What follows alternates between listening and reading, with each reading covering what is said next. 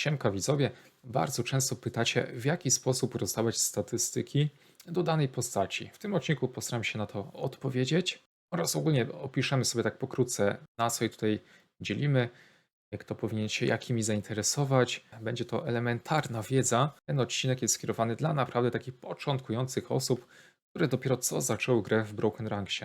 Ok, także mamy tutaj 7 różnych statystyk, punkty życia, mana, kondycja, siła, zręka, moc oraz wiedza. Pierwsze 3 statystyki. I to od razu można powiedzieć, że każdy wydany punkt statystyki zapewnia 10 punktów, powiedzmy, życia, many czy kondycji. I to są takie wartości, które jakby pomagają praktycznie każdej klasie postaci, ale oczywiście nie przy każdej warto wszystko rozwijać, tak? Jeżeli chodzi o siłę, zręczność, moc oraz wiedzę, tymi statystykami już balansujemy wedle danej postaci.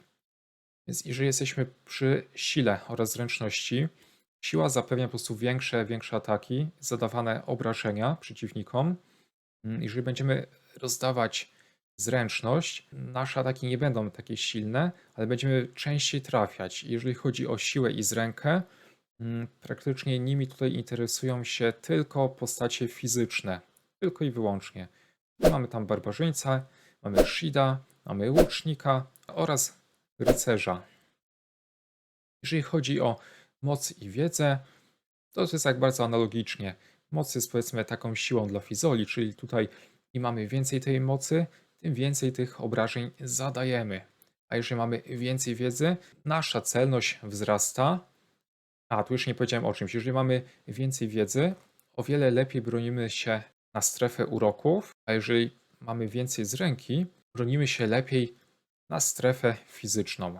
Że powiedzmy, że już osoby magiczne są bardziej premiowane, jeżeli stoją naprzeciwko przeciwników, którzy tam atakują urokami, a fizole są bardziej premiowani, gdy przed sobą mają właśnie jakichś wrogów, którzy podchodzą i próbują zrobić krzywdę. Dobra, wracamy do początku. Jeżeli chodzi o punkty życia, jest to taka neutralna statystyka, która przyda się każdemu na początku gry. Polecam tak dołożyć 20, maksymalnie 40 statystyk. Oczywiście te 40 statystyk nie dokładamy co poziom, tak? Jakbyśmy tam na 11 poziomie mieli już tam 600 punktów życia tak bazowo. No nie. Dokładamy w miarę zapotrzebowania, ale oczywiście tak myślę, że na początek te 20 punktów i tak można przeznaczyć, zwłaszcza, że to po prostu ułatwi nam wykonywanie questów. Powiedzmy, wbijamy tam ileś leveli, no to połowę jakby tych statystyk przeznaczamy na punkty życia. Ustawiamy tak, żeby tutaj ta liczba zwiększyła się do 400. Jeżeli chodzi o manę, jeżeli chodzi o kondycję, tutaj byłbym bardzo ostrożny. Musimy zaobserwować, czy EQ stwarza nam jakieś niedobory, tak? Jeżeli chodzi o postacie magiczne, głównie tutaj zwracają uwagę na manę. Jeżeli chodzi o postacie fizyczne, zwykle ich ataki wymagają kondycji. Musicie trochę sami wyczaić, na ile wam tej many, kondycji wystarcza podczas walki. Jeżeli wam ucieka, no to powiedzmy, można tam dołożyć sobie 10 statystyk, tak? Jeżeli gracie magiczną postacią, dokładacie w manę 10 statystyk. Jeżeli gracie fizyczną postacią, dokładacie 10 statystyk w kondycję. I to jest taki sam początek, tak? Czyli powiedzmy 20 statystyk w punkty życia oraz plus 10 w manę bądź kondycję, zależnie kim gracie. Jeżeli nadal później tam w późniejszym etapie gry będziecie mieli jakieś problemy, tak, że powiedzmy ta kondycja tam za szybko ucieka, macie zbyt mało punktów życia, no to nie wahajcie się tutaj jakby przyznawać kolejnych punktów, bo ogólnie powiem wam, że względem Terna, tak, poprzedniej wersji gry, widzę, że twórcy jakby faktycznie dążą do tego, aby gracze posiadali dużo punktów many i posiadali dużo punktów kondycji. Bo stara szkoła mówiła, żeby many było tyle co w podstawie i kondycji również, ale widzę, że to się nie będzie jednak sprawdzać. Resztę statystyk tutaj już rozkładamy zależnie od profesji, więc zaczniemy po kolei. Zaczniemy od rycerza. Najważniejszymi statystykami będą punkty życia. Kto jak to, ale rycerz potrzebuje ich najwięcej ze wszystkich postaci, więc tu praktycznie możemy sobie tam dodawać. Wedle swoich preferencji potrzebuje również trochę tej ilości punktów many. Jeżeli będzie biegał często powiedzmy z barbarzyńcą, bo on po prostu będzie wtedy używał dużo buffów różnych, a buffy zużywają również manę. Ale w stosunku do kondycji można powiedzieć, że potrzebuje jej o połowę mniej. Czyli tak powiedzmy na oko. Jeżeli tam przyszłościowo rycerz będzie posiadał tam 1000 kondycji, no to tak byłoby spoko, żeby taki rycerz posiadał 500 many. Nie będzie raczej na tym stratny. Jeżeli chodzi o kolejne umiejętności. Ryc rozkłada tutaj statystyki, jeżeli chodzi o siłę i zrękę, że jest postacią typowo pod drużynę, a wydaje mi się, że powinien być, bo jeżeli ktoś nastawia się na solo grę, to powinien jak najprędzej zmienić profesję. Więc taką siłę, taką zrękę rozkładamy w taki sposób, aby po prostu założyć dany ekwipunek. Więc jeżeli powiedzmy jakiś przedmiot tam wymaga od nas 70 siły, 70 z ręki, to tyle tutaj ustawiamy i nic więcej, i nic więcej. Resztę teraz można albo pójść w HP, tak, nadstand dać w HP, żeby mieć więcej tego życia, więcej przeżyć, albo iść w wiedzę. To jest jedyna profesja fizyczna, która tak naprawdę rozwija wiedzę, a to dlatego, że im rycerz więcej ma tej wiedzy, to po prostu jest mu o wiele łatwiej wrzucać buffy. A co to znaczy, że jest łatwiej? Po prostu potrzebuje mniej punktów akcji, aby pozytywnie na 100% wykonać dany ruch. Przykładowo, powiedzmy tam rozkaz kosztował go tam kiedyś 4 punkty akcji, a gdy tej wiedzy sobie podbił trochę więcej, to wymaga już tylko 2 punktów akcji. Oczywiście to jest przykład z takiego jakby już tam wyższego poziomu, tym się nie kierujcie. Chciałem tylko Wam uzmysłowić, że dla rycerza ta wiedza na tych późniejszych etapach gry będzie również ważna. Ale myślę, że tak do 40 poziomu możecie jakoś tam się no, mocno nie przejmować. Chyba że nie chcecie robić resetu, rozkładacie tutaj trochę tych punktów HP, tyle żeby tam założyć jakiś ekwipunek, no i później można iść w wiedzę. Ale to od razu zaznaczam, że ja rycerzem nigdy nie grałem, ale nie jest to jakaś skomplikowana profesja. Także, że dla rycerza punkty życia, tak, trochę tej many, trochę tej kondycji, ale to musicie już sami naprawdę sobie tak wyczaić, ile potrzebujecie.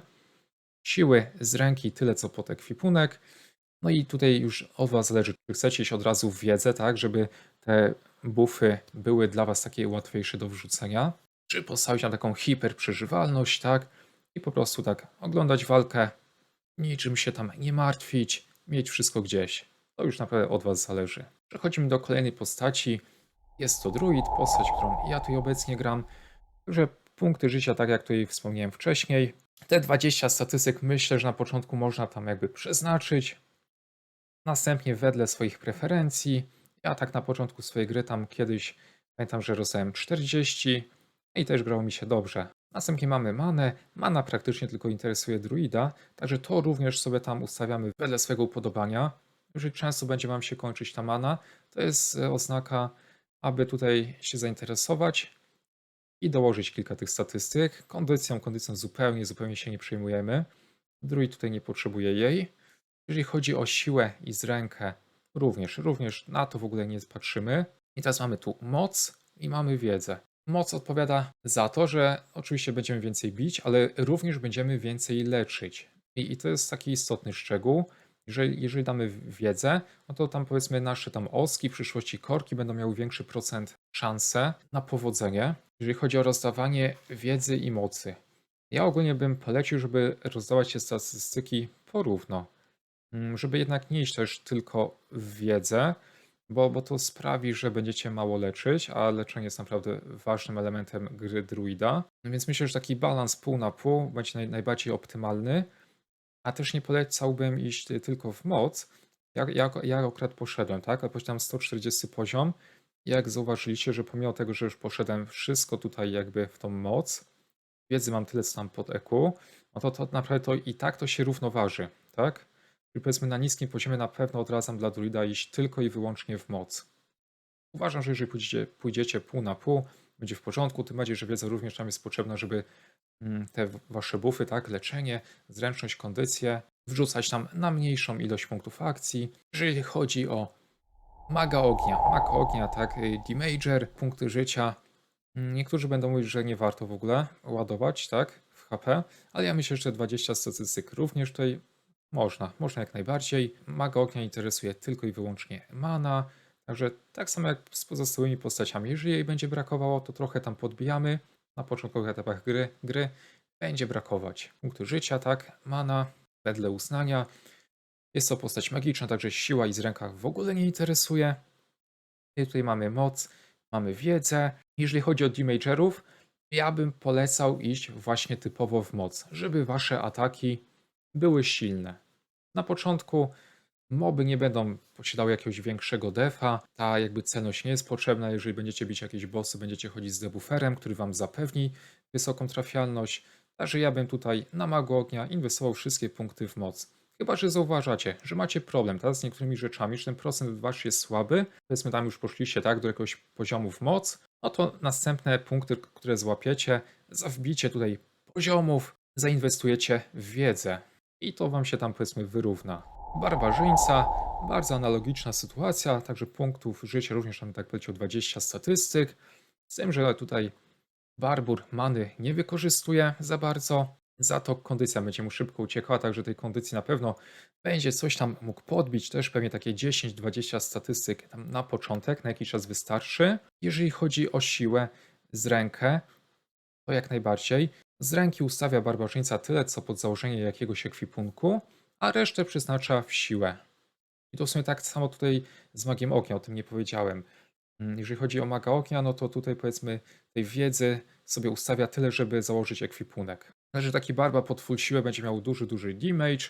Z trafialnością raczej nie będzie tragedii, jeżeli tam będzie miał debuffera, ale jeżeli właśnie zauważy, że ma problem, no to powiedzmy następne punkty, które zdobędzie, zainwestuje w rękę. Ale pamiętajcie, żeby nie przekroczyć, tak? Żeby tej z ręki nie było więcej niż siły, bo to już nie będzie dobre. To już nie będzie dobre. Damage po prostu musi mieć silne uderzenie. Mamy dwóch debufferów fizycznych, to praktycznie się nie będzie tam różniło. Mamy Shida, mamy łucznika. Punkty życia. Te 20 statystyk tutaj bym polecił. Jeżeli chodzi o debufferów fizycznych, dla nich mana powiedzmy nie jest najważniejsza, ale troszkę jej więcej tam będą potrzebować, zwłaszcza na późniejszych etapach gry, także miejcie to na uwadze. Na początku może nie musicie tam nic rozdawać, ale jeżeli zauważycie, że w walce bardzo szybko wam ucieka, to znak, że musicie zainwestować, tak? Bardziej interesuje was kondycja. Kondycji też tam warto mieć tam powiedzmy na pewno te 800 w przyszłości to będzie minimum. 1K to byłoby tak naprawdę już solidnie, bo też nie zawsze druid będzie w stanie wam jakby rozdać tam kondycję. Jeżeli chodzi o debufferów fizycznych, oni w ogóle wiedzą się nie interesują, mocą również nie, tylko siła z ręka i teraz tak, siłę ustawiamy tyle co pod założenie jakiegoś ekwipunku, tylko i wyłącznie, tak. Debuffer jest od tego nie żeby orać, tylko żeby trafiać przeciwników, żeby ich osłabiać. Także siły tyle co pod jakiś tam rynsztunek, a resztę dajecie w zrękę. Zręczność zapewni wam wysoką celność. Jeżeli chodzi o voodoo, sytuacja również podobna. Punkty życia, tak, 20 na początek. Voodoo wykorzystuje bardzo dużo many. Znaczy na pewno będzie podbijał. Nie jestem w stanie wam powiedzieć ile będzie potrzebował tego, ale na późniejszych etapach gry będzie posiadał tej many najwięcej ze wszystkich, ponieważ jedna jego umiejętność bazuje na tym, że im więcej many macie, tym jesteście bezpieczniejsi. Obrażenia częściowo będą wchłaniane przez właśnie mana. Ale tym na razie się nie martwicie. Także również, jeżeli tam many będzie wam uciekało, no to tam wiecie, zainwestujecie po prostu, tak? Jeżeli chodzi o kondycję, kondycja wydaje mi się, że na początkowych etapach gry wam wystarczy. Jedyna czynność, która będzie wam zabierała tą kondycję, będzie to ssanie many, tak? Więc myślę, że tam z ekwipunku coś tam tej kondycji i tak dostaniecie. A na późniejszych etapach gry będziecie obserwować. Ale tak szczerze, nie widziałem voodoo, który by inwestował w te statystyki. I jeżeli tutaj chodzi o voodoo, to siłę z rękę w ogóle to go nie interesuje. Atrybuty dla postaci fizycznych, tak? On patrzy tylko na moc i wiedzę. I tutaj voodoo jest o tyle specyficzną postacią, że można zrobić go pod moc, jeżeli preferuje solo grę. Jeżeli zrobimy go pod moc, jego ataki naprawdę będą silne, także to też nie będzie błędem. Ale pewnie w przyszłości będziecie musieli wykonać reset statystyk. Dla voodoo najbardziej liczy się wiedza, tak? Voodoo panuje tymi urokami. Im więcej tej wiedzy, tym łatwiej będzie mu debuffować tych przeciwników, ułatwiać tam wsadzenie korzeni dla druida.